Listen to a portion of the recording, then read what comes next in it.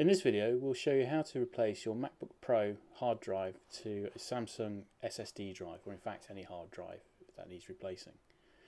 So carefully unscrew screws using a Phillips 00 screwdriver and remove the back plate. Don't force it, otherwise you could do some damage, and try and avoid touching the main logic board. There's 4 screws holding the hard drive down with a back plate. Carefully remove those and gently tease the data cable off the hard drive.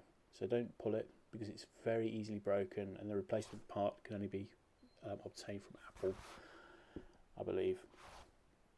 So the hard drive pops out fairly easily, as you can see, and there's 4 screws that you need a T8 screwdriver to remove them and place them onto the new hard drive. So yeah, the video footage is not very good there, but just remove those 4 screws. They come off fairly easily.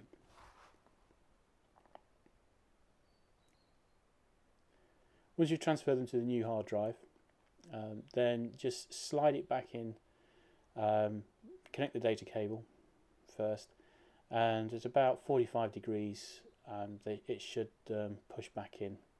For some reason I hadn't got the screws correctly aligned and it just took a little bit longer. And don't forget to reattach the tape. That does make it so much easier pulling that hard drive out, particularly when you've made a mistake. Okay, once that's done, put the back plate back on, the retaining plate, and that's just a standard Phillips screwdriver that's connecting those in.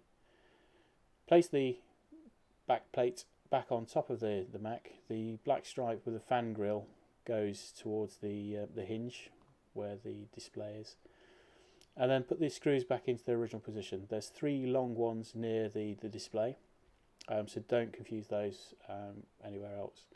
And then finally boot into Apple hardware test to make sure there's no errors with the hard drive.